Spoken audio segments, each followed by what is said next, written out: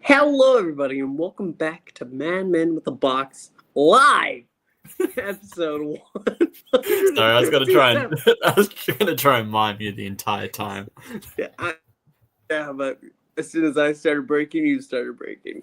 We're here today to review the Big Finish 2-parter, The Fate of Krelos, The Return to Telos. It's so clever because We're going back to Telos. Insert John Bernthal. No. Tell us about it. Okay. But before that, me, Pixel, Chris, we also have some news to go over. Just a little scrimmage or something. It's not real news. It's a lie, but... It's just speculation. Speculation. That's what it is. Speculation. No, that's not great.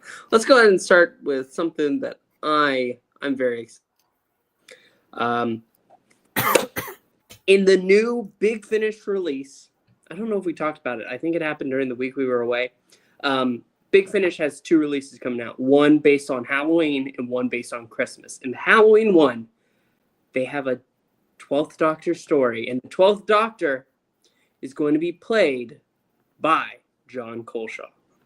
Hello, Gevain. Hello, gentlemen. How are you? We're excited. Yes. This is my Coleshaw? Yeah, we're talking about Coleshaw right now. Yep. Same here. He's doing so much better than the last guy.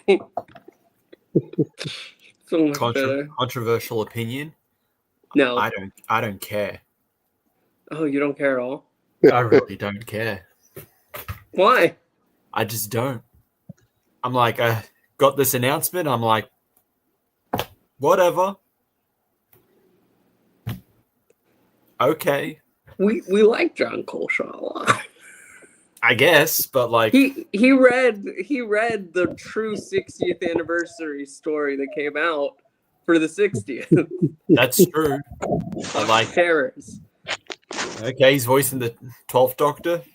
Yeah. I like it. I love it. I'm ready for some more of it. Okay, let's keep going. One other piece before we get into the crux of it all. Apparently, we missed that Doctor Who has won Outstanding Achievement in Family Programming at the Television Critics Association Awards. Yeah. This is mine. I don't care.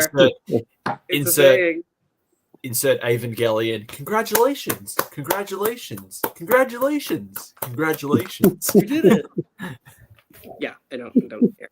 Well, hey, you got something. You got something. It's worse.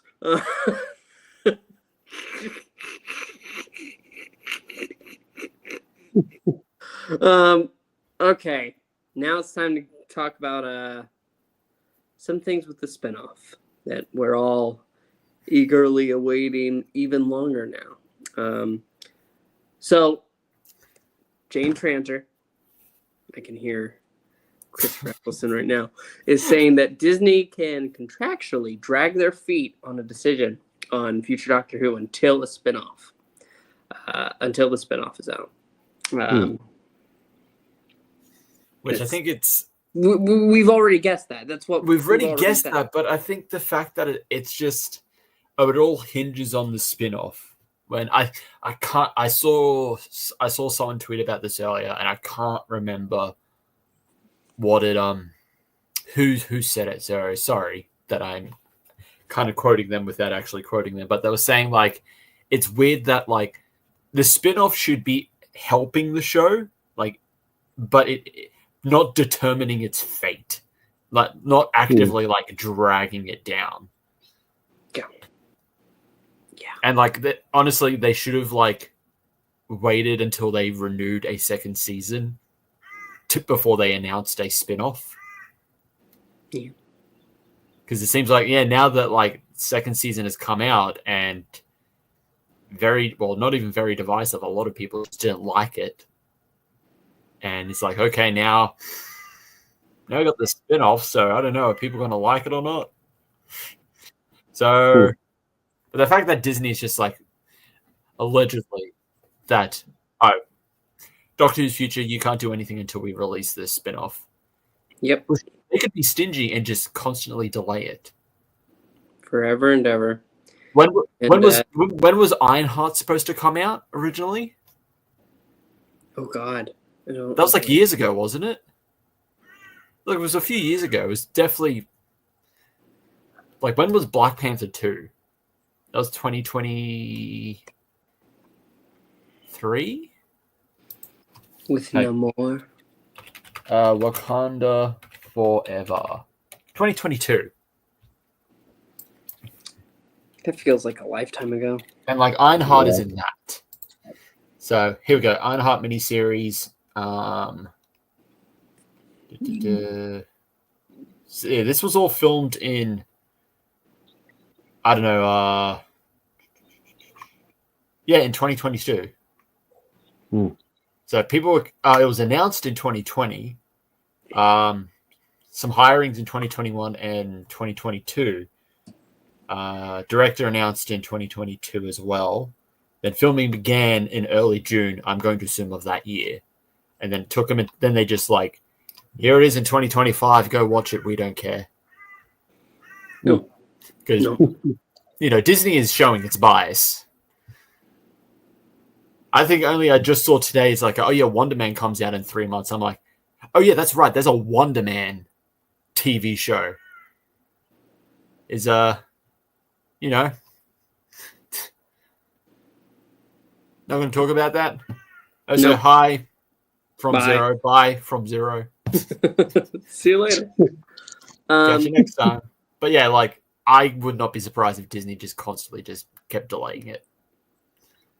And speaking of things that would be delayed if that were to happen, the war between the land and the sea, Steelbook. Yay! Shiny thing! Give it to me! Shiny thing! When a fearsome and ancient species emerges from the ocean, dramatically revealing themselves to humanity, an international crisis is triggered. With the entire population at risk, units step into action as the land and sea wage war. What was that? Is that your serious voice? I don't know. I just started it. Fearsome and ancient species. Oh, fearsome and ancient species. So, what we've gleaned from this is that who knows? Every episode's 45 minutes. Yeah, it seems to be. It's a total of 225 minutes on the Steelbook, so that would be about roughly 45 minutes each for the episodes. The Steelbook is about £45 and says coming soon, but like, wow. You said 45 pounds, and I was like, it weighs that much? What? shut up. I have to admit, I was thinking the same thing. It's like, holy crap, I'm gonna lift this thing.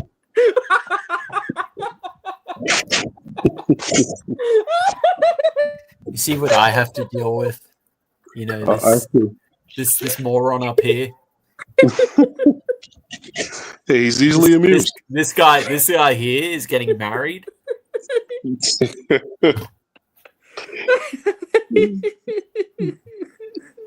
Oh wait, he's from Florida. It makes sense.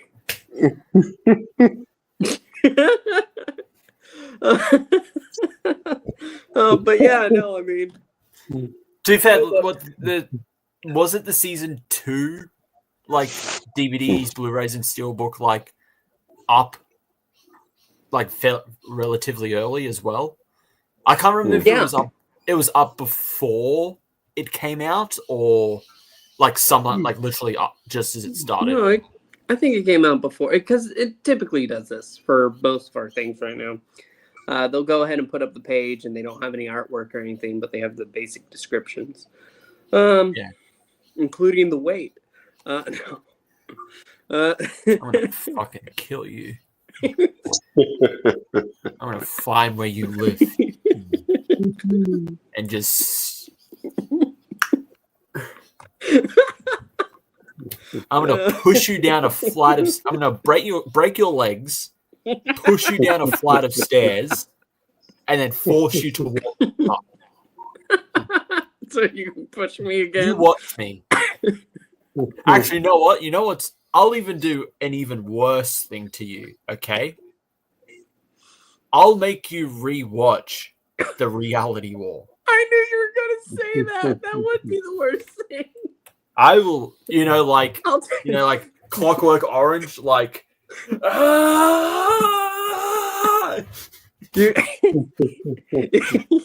You should have said, "I'll give you the option. I can either both your legs, push you down the stairs, and make you re-walk up, just so I can push you down, or I can make you rewatch the Reality War. Choose." And I would have had to think about it for a good few minutes. Do I need my legs, or?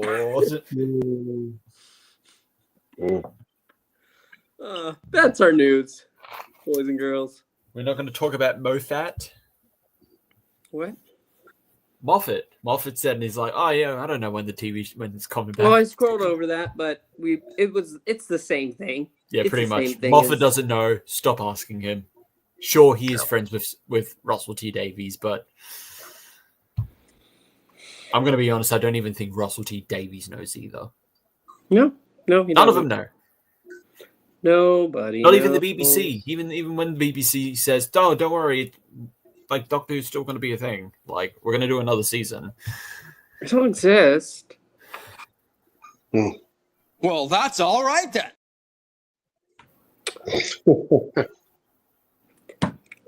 That's our news. So let's go ahead and go right into our topic. So our topic this week, we're reviewing the Big Finish story. Stories, The Fate of Krelos and The Return to Telos. A two-parter. Do you have more details for us, Chris? Yes, so this is a multi-part, technically multi-doctor story. I say technically. Technically. So this is written by Nicholas Briggs himself. Oh, really? Yeah, Nick Briggs wrote both stories. Let me double check. He did a good job. He did Fate of Krelos, Return to Telos. Yeah, he did. He wrote both of them. Fate of Krelos came out 8th of July 2015, and then Return to Telos came out 11th of August 2015. So about a month apart between the two. So, yeah. Cybermen. Time travel. Yeah. Two doctors. Gevain, you want to start us off? Yeah, I'll start off. Yeah, I really enjoyed it. I enjoyed both. I enjoyed both stories. I think what really impressed me the most, what really engaged me with this particular story was the performance of Louise Jameson as Leela. I really enjoyed her performance. I thought the chemistry between her and Baker really carried the whole bit. And then later on if I'm remembering it right, in the second part, when they encounter Second Doctor and Jamie, that even that interplay between them was good. For me personally, she carried the entire story. That and Evil Canine, which I did not think I needed Evil Canine in my life, but apparently I did. And I thought the whole thing of like, I thought that was a nice wrinkle to the whole bit of basically a corrupt K9 disobeying, particularly a Fourth Doctor's reaction to it. Like he was almost like a little miffed that the Tin Fella could turn on him like that. But I really, for me, listening to this the story, I really it was Leela who engaged me throughout it, and Louise Jamieson's performance. But I look forward to more of listening to more Big Finish with her in it. I think she's really well suited to it, and I thought the story was good. It was good. It was I like the idea of the Doctor sort of missing Jamie a bit, because Jamie is one of my favorite companions, with the second Doctor being one of my favorite second Doctors. Even though you could quote unquote claim how they brought the two Doctors together was maybe a little contrived. He just happened to leave a piece of his kilt behind and it absorbed time particles or whatever it is. So that's how they ended up hooking up. But I thought it was a really solid story. And like I said, probably what I enjoyed the most is the chemistry between Baker and Louise. And yeah, and I think even I like the a lot of the behind the scenes commentary. Like I thought that like she said, it was a nice organic thing of the two companions, Jamie and Leela, about the kind of like what they had in common a bit. Even though it was, two different relationships between them and the Doctors, I think in some ways they did complement each other in a very organic fashion. But I say solid adventure, good performances, and yeah, I really enjoyed it. I listened to it a couple of times. It was just really, but I thought the vocal performances carried it well. Yeah. Okay. I'm going to start my thoughts off with this. How long, K9? Insufficient data. Yeah, you never fucking know the answer when it's important. Evil K9. This might be... I feel like if you chopped up some of the first story, the Fate of Krelos, you could merge this into just one story. This didn't have to be 2 hours. I give you that. Yeah. I really do. I think the Return to Telos part was where all of my excitement lied. The Fate of Krelos is that I was just waiting for it to be over to get to the next part. Evil K9 is a fun touch. I'll admit that, and I agree with what you're saying about Leela and the Fourth Doctor. Just there's a certain magic that's there, especially when you get to the end and you get past all the timey-wiminess, and he's pointing out, do you see that star in the distance? That little pinpoint of light right at the end of my finger? That is Telos. Oh, let's pray you never met a Cyberman after you just already met him. That's the fun of time travel. This was great. I'll clap for Nick Briggs on this one, because sometimes he's definitely good at writing okay stories. I think this was a really good story. Chris. All right. For me, Fate of Krelos. I know it's the first part. It's setting up everything, but it does kind of feel like a slog to get through. So I do agree that if you cut that up and just merge it with Return to Telos, it could have just been just a single maybe hour and a half story. I might give it that.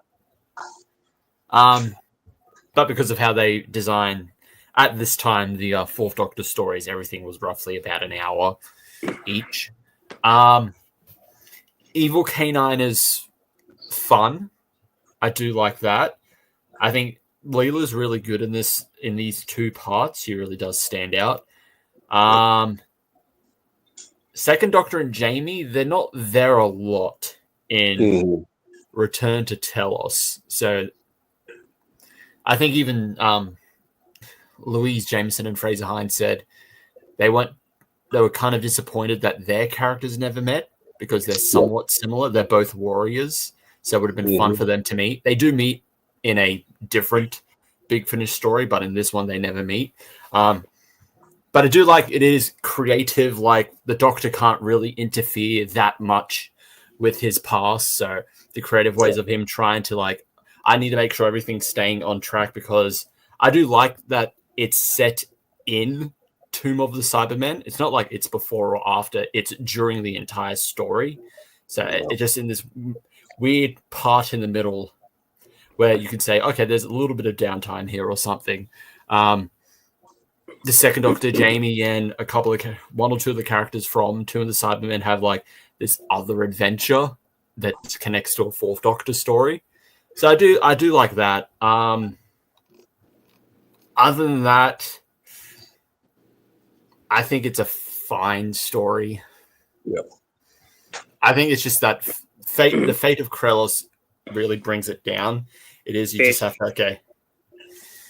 I really just have to like get through this until I get to the more interesting stuff. I like the whole time traveling aspect with the Cybermen, especially when it's like they're trying to find the Doctor and they get the second Doctor instead, and they're torturing him, and then the Cybermen in present day are like, hang on, no, he needs to live or else our plans are not going to work, because the cyber pollen on Jamie's on one of Jamie's clothes that needs to then infect K9, then K9 spreads it. Like that whole invasion just won't work if we accidentally kill the Doctor in the past. So tell them to stop, come back to the present to get the right Doctor. I really enjoyed that whole scene, everything about it. But other than that, yeah, I think it's a fine story. It's all right. Yep. It's solid. Yeah. It's solid. It's okay. It's one of the more like okay Nick Briggs stories. Mm-hmm. Yeah. Numbers, ratings.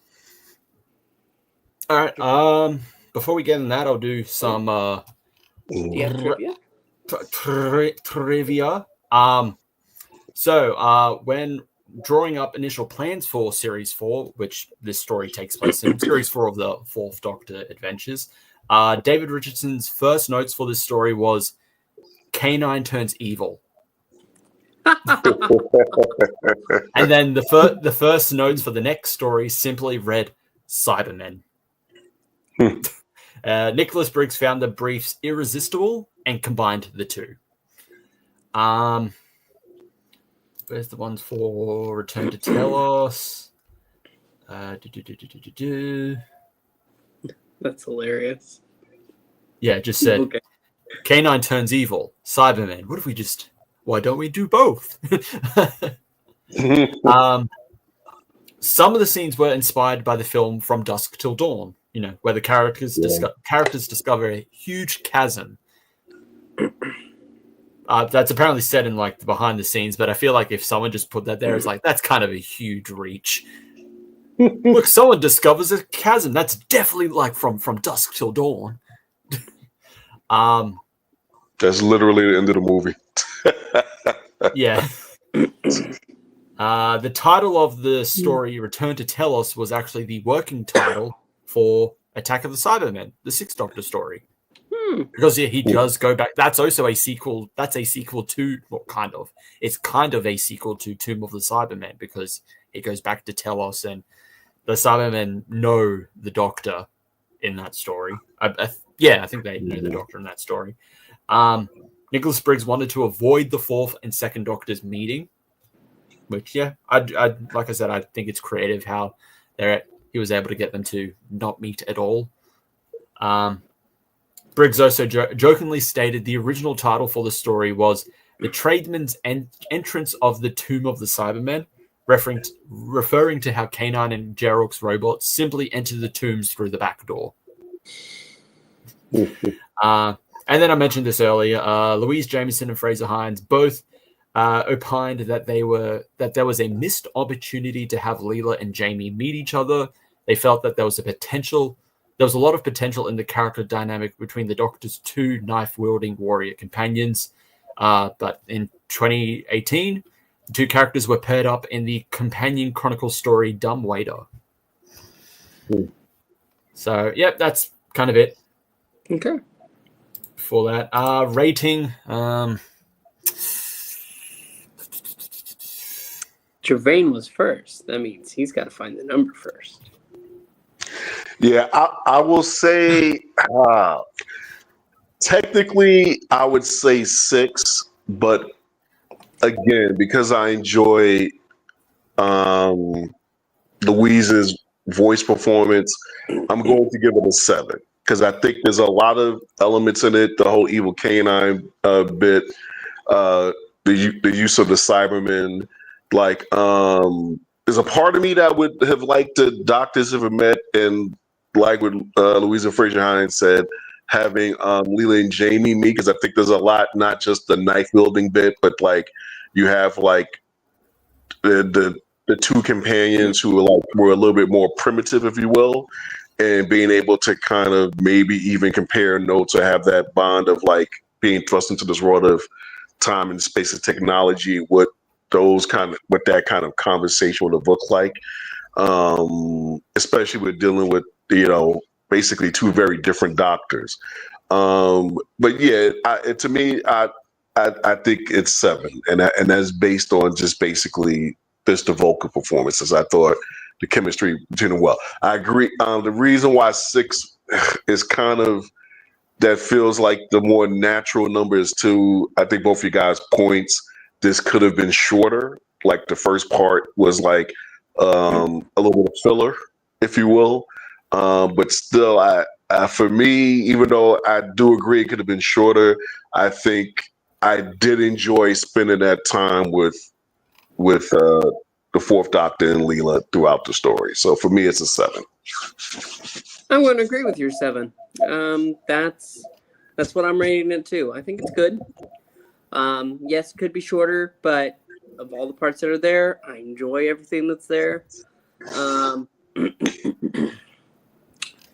It was a surprise multi-doctor story for me because I didn't know, even with the title Return to Telos, I didn't realize that we're going right in the middle of Tomb of the Cybermen. So that was you didn't see the cover where well, No. you don't see the second Doctor there, but you see Jamie on the cover. No, I didn't even look at it. I just went immediately next one, and then surprise! It was fun. And yeah, you know what? I enjoyed it. I was glad to hear Fraser. He really does a really good second Doctor impression. So yeah, 7. I think that this is a really good story. That's it. Give it your number. For me, I'm gonna give it a 6. Like it's a fine story. It's just Fate of Krelos is. It Had just to be a party pooper, didn't you? No. Yeah, it needs to be short. It needed to be shorter.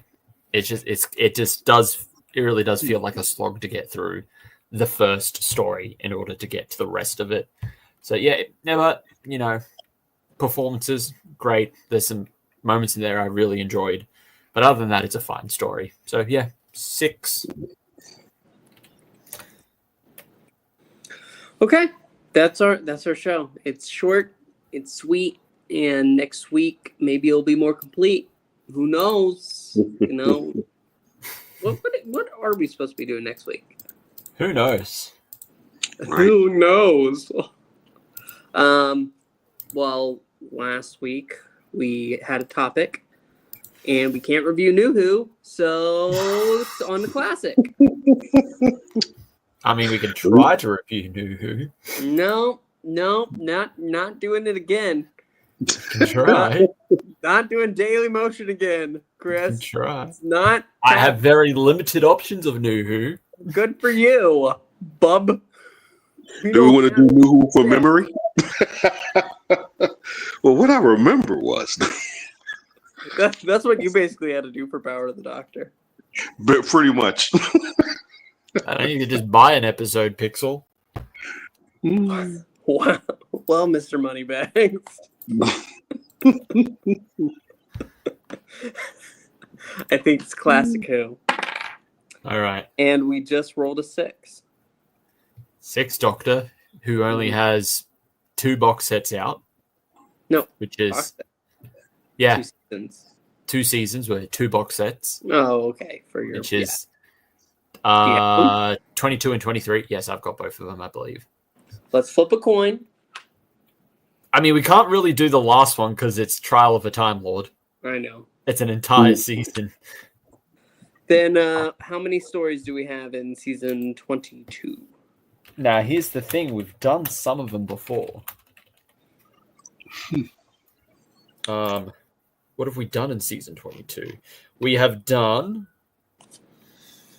the 2 Doctors. That's unfortunate. That actually might be it. Okay. Did we do Mark of the... No, we haven't done Mark of the Rani. No, that was 50%. That's true. Okay, We haven't done Time Lash because I would try to forget. How many stories do we have? Okay, so we have 1, 2, 3, 4. We have 5. Okay, then let me grab a D6. 3. Mark of the Rani. Okay, Yep. next week. We see Mark where of it the all Rani. begins, you know? We see where it all begins, where the Rani began, where And how Russell it'll decided, tie you into know, the reality war. Yeah. where Russell decided, you know what, let's bring this character back. And Tag you me know, with the spoon. even though I very clearly did not plan Mrs. Flood to be the Rani, but you know. They kept asking, so They kept asking, even though my best friend Stephen Moffat said, "Don't fucking bring her back." Why would you bring her back? She's not good. Don't bring her back.